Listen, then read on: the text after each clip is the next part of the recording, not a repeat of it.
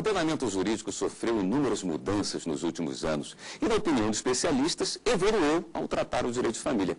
Exemplo, a paternidade socioafetiva, uma nova modalidade do direito decorrente das mudanças sociais e constituída a partir da afetividade. Esse é um dos requisitos mais importantes para se formar o elo da entidade familiar.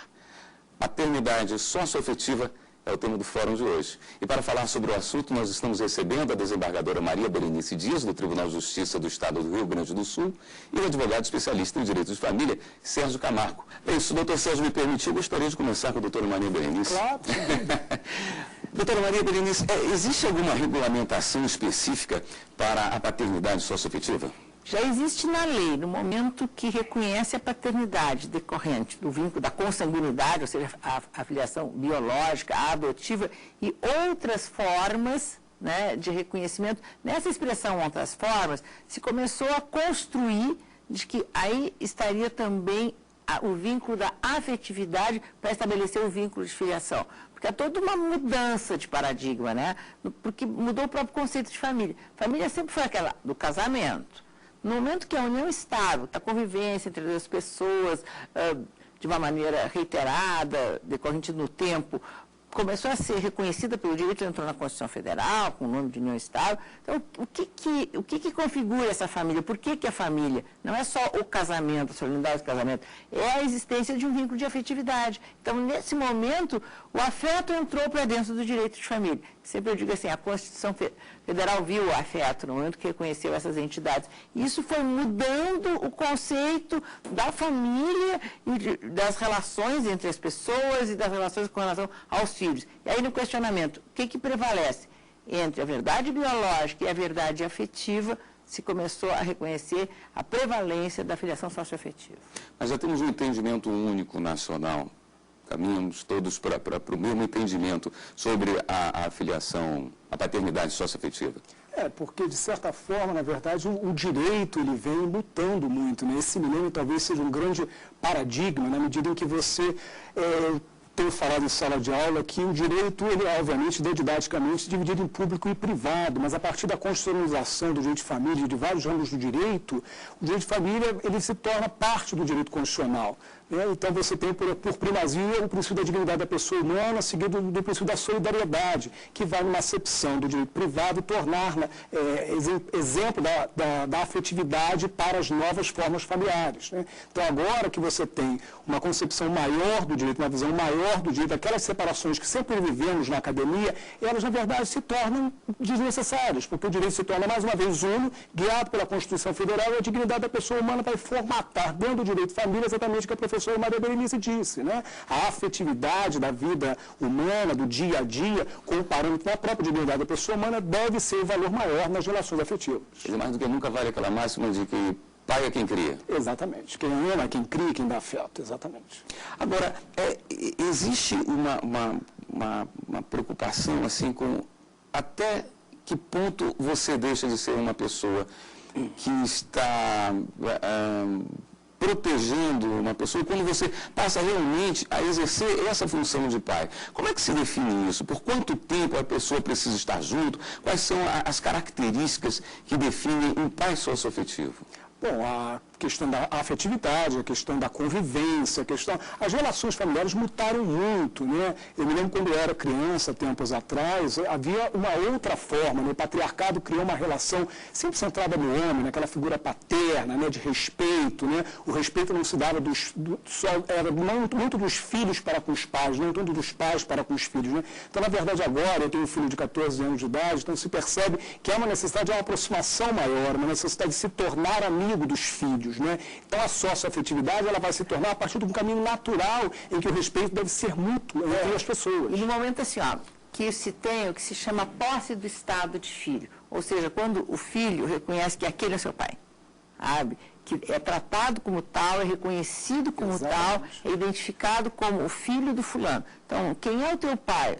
Eu sou filho do fulano. independentemente de ser o pai registral, independente de ser o pai biológico, mas é aquele com quem a criança estabelece esse vínculo de paternidade. E aí é quase a frase do Saint-Exupéry, né, que todo mundo sabe. Você é responsável por aquilo que cativa. Então, esse vínculo construído, né, pela convivência é o que leva à responsabilização, o estabelecimento do vínculo, então, com as consequências.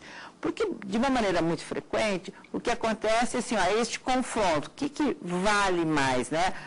Será que é a verdade do sangue, a verdade biológica, ou será que é esta verdade construída da convivência? Porque, às vezes, surgem ações onde isso é muito discutido.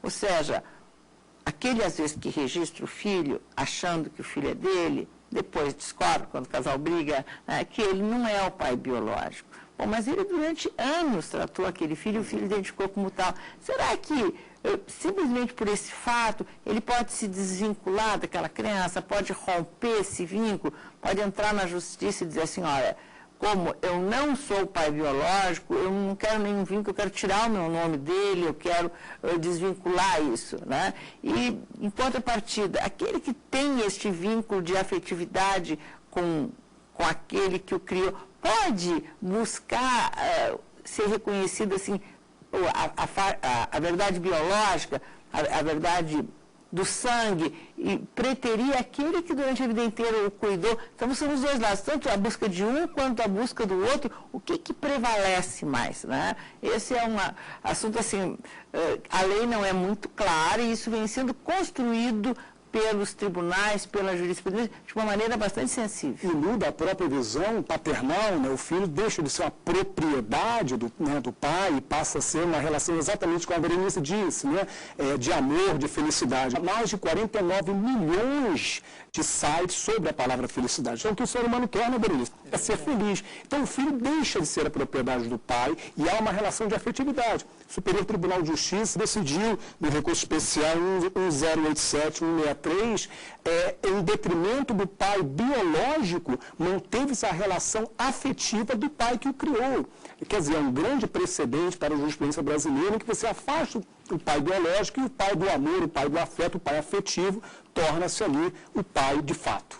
Perguntando o entendimento de vocês, porque dando uma lida no artigo 227 da Constituição Federal, vem estabelecendo que torna-se um pai afetivo aquele que dá alimentação, educação, e aí você começa a pensar numa série de situações, como, por exemplo, aquela menina que veio do interior, que o cara coloca em casa para ajudar a criar do filho e tal, e aquela menina passa 20 anos naquela família ali, e ela sai sem ser uma filha. É a chamada filho de criação, né? Uma expressão até um pouco quase pejorativa, que era assim chamada, né?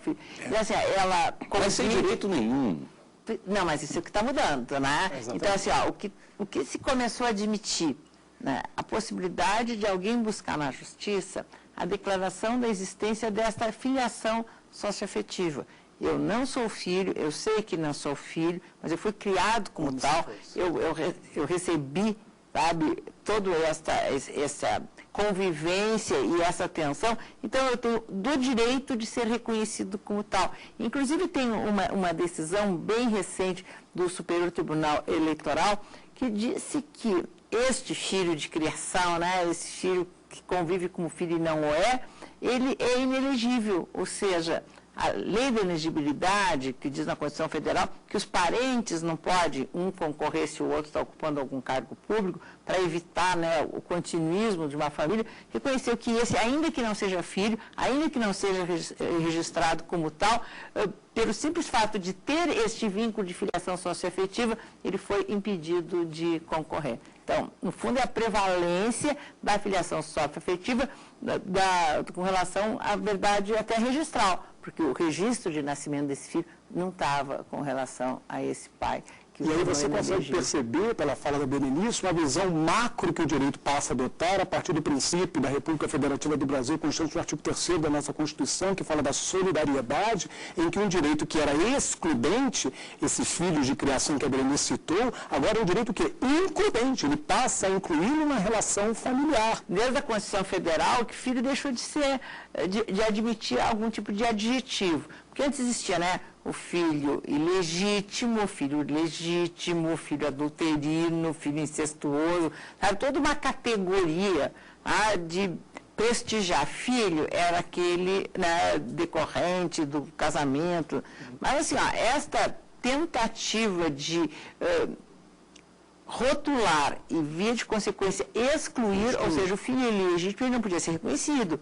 Qual era a proposta? A proposta era que, bom, homens não devem ter relações extramatrimoniais, porque se tiver o filho não pode ser reconhecido. Mas, assim, deveria ser, a proposta do legislador era preservar a família. Só que quem saía prejudicado era o filho, porque ele não tinha nenhuma culpa de ter nascido de uma relação extraconjugal. Um adjetivo negativo do filho bastardo, extraconjugal, né? E isto mudou a partir da Constituição Federal. E a coisa, às vezes, até caminha bem, até que se passa a repartir a herança. Aí, normalmente, a coisa desanda. Mas eu gostaria de conversar sobre isso com os senhores no próximo bloco. Nós vamos um rápido intervalo. No próximo bloco, vamos saber mais sobre paternidade socioafetiva. Voltamos em instantes.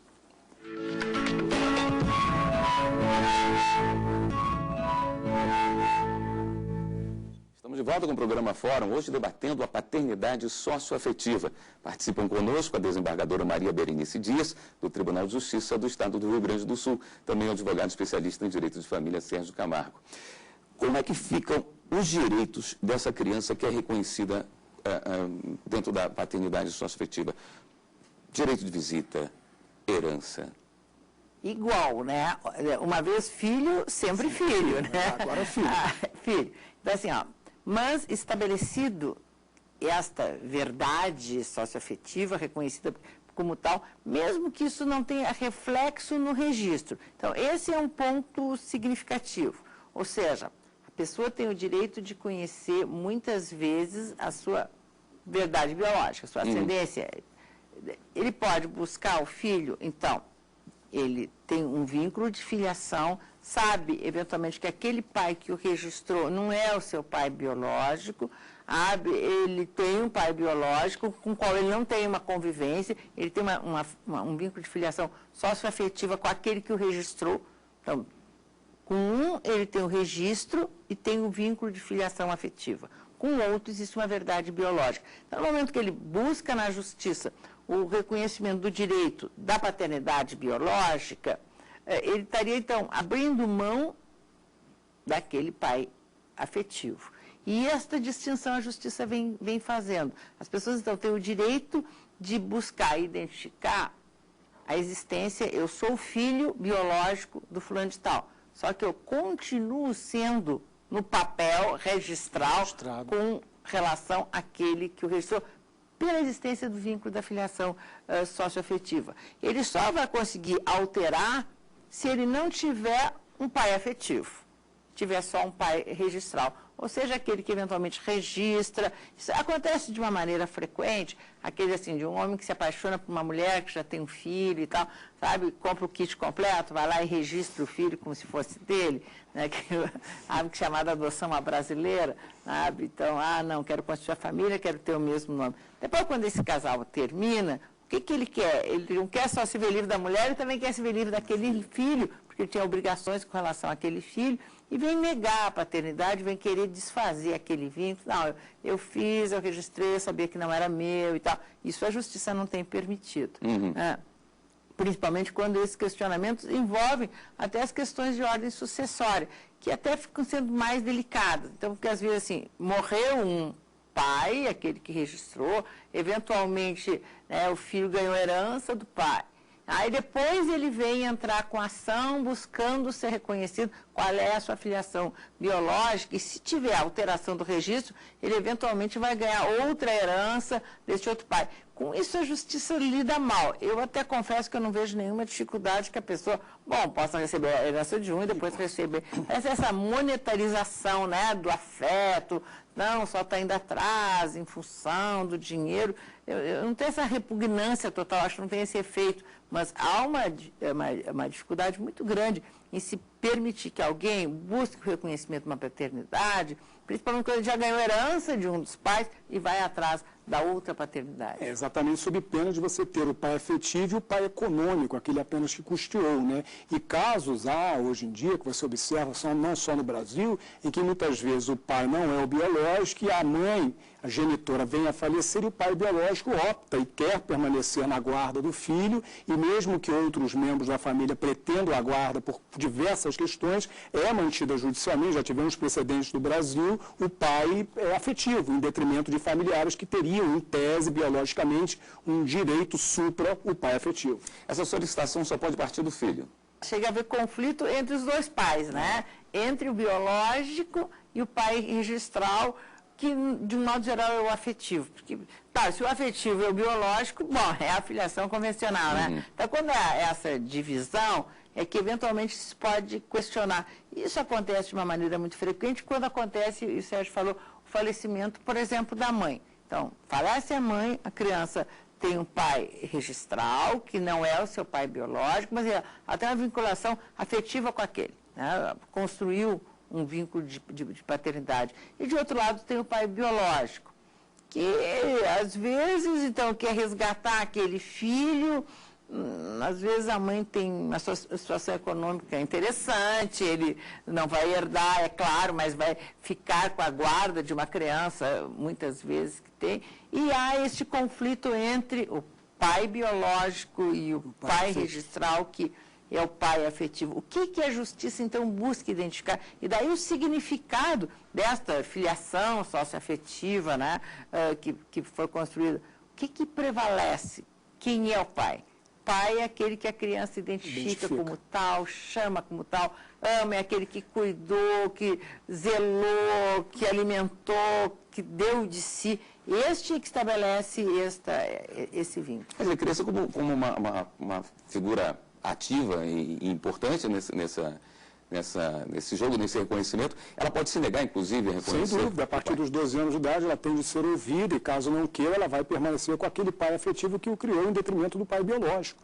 Ela tem uma participação, claro, com a evolução humana, a evolução tecnológica. Acho que a criança que eu era, eu faço 41 anos agora, 30 e poucos anos atrás, não é, sem dúvida, a criança que meu filho com 14 anos de idade é hoje, né? Quer dizer, há um grande avanço, o direito busca esse avanço também.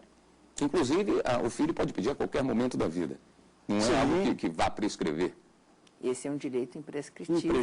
É um direito de personalidade, não prescreve. O que prescreve em 10 anos é o direito de buscar a herança, né? Então, há essa eventual discussão. Mas eu não vejo assim, que se tenha que desqualificar, às vezes, essa busca de um resgate da sua própria identidade, sabe?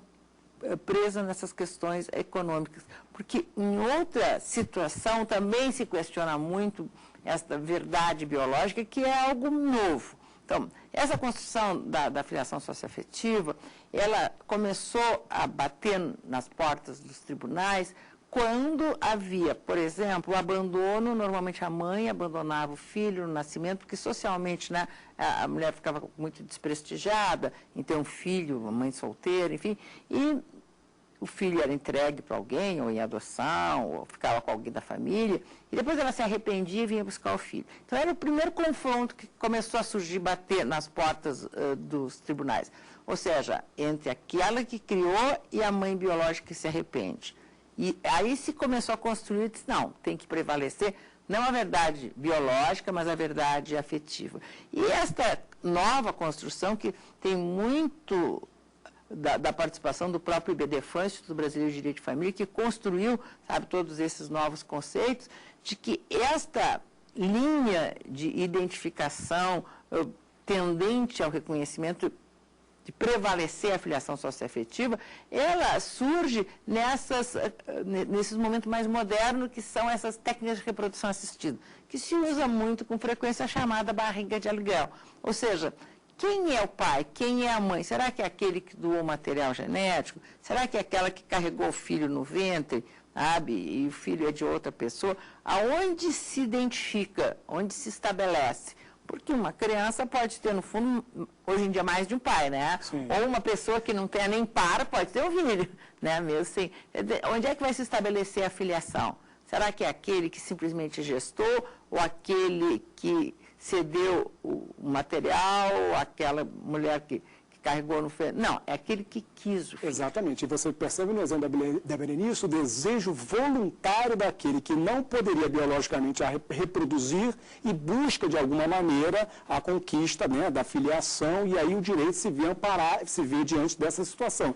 Quando as crianças são maiores, o direito hoje vem buscando sempre o melhor interesse da criança. Quer dizer, onde ela está estabelecida, o meio social, quer dizer, qual vai ser o impacto no seu crescimento, a retirada dela do meio social, né? E tanto o Código Civil como o Estatuto da Criança e do Adolescente vem se preocupando muito o Judiciário, principalmente no Rio Grande do Sul, tem sido, né, muito atento a isso. Qual é o melhor interesse para a criança? Muitas das vezes é realmente a partir dessa voluntariedade, da sócio-afetividade, que nem sempre se dá com o pai biológico. E é esse parentesco que surge quando o pai não biológico se torna o pai sócio-afetivo, ele se estende também para os outros parentes desse pai? Por exemplo, irmãos podem vir a se casar? Sócio-afetivos? Pois é, mas esses são impedimentos para o casamento.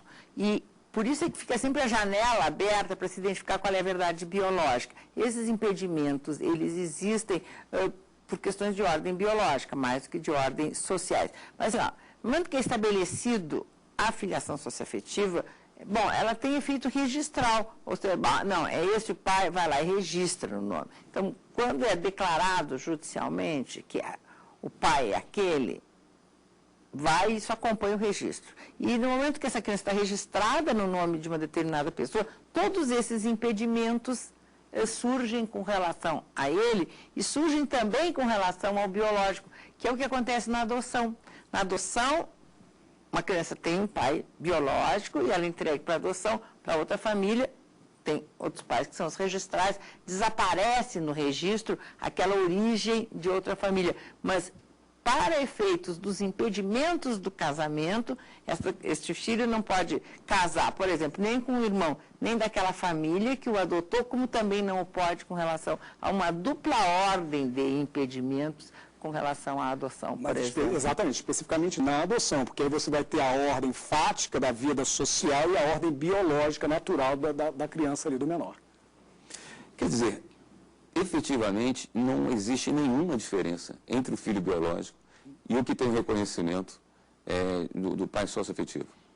Ao menos assim, de quem tem o pai socioafetivo, porque depois que é reconhecido, desaparece. Sabe, o pai biológico, quer dizer, se filho não tem adjetivo, pai agora também não tem mais. Não tem mais. Né?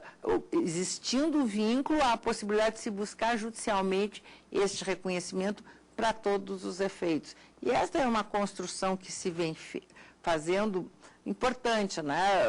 Que, vincado pela jurisprudência, acho que é a trajetória dessa justiça um pouco mais sensível que nós temos, cada vez mais presente. Acho que o nosso judiciário está muito aberto para enxergar, como eu chamo assim, a realidade da vida como ela é. Então, se estabelecendo o vínculo de filiação socioafetiva, ele vem sendo reconhecido judicialmente, é esse que prevalece para todos os E é curioso ouvir uma ex-embargadora de 35 anos de magistratura falar isso, e com a modernidade que ela dá este exemplo, porque a lei de introdução ao Código Civil já falava isso há décadas atrás, que o direito tem que atender também a sua função social. E não atendia. Hoje em dia ele está muito mais sensível para o meio ambiente da criança, o que é melhor para ela, né? E qual é a realidade da vida fática, né? Se você observar a Constituição Federal, ela foi uma grande inovadora que veio a permitir as polifamílias, porque o Código Civil anterior, ele não previa. O Código Civil atual não trata uma linha sobre as relações homoafetivas, né? Toda a integração feita foi a partir de interpretações sistemáticas que se iniciaram na jurisprudência. O nosso legislador, de certa forma, ficou um pouco omisso nessa questão. Bom, o fórum fica por aqui. Muito obrigado pela participação da desembargadora Maria Berenice Dias, do Tribunal de Justiça do Rio Grande do Sul, também o advogado especialista em direito de família, Sérgio Camargo. E você pode enviar sugestões para o nosso programa. O endereço eletrônico é fórum@stf.jus.br. Até a próxima semana.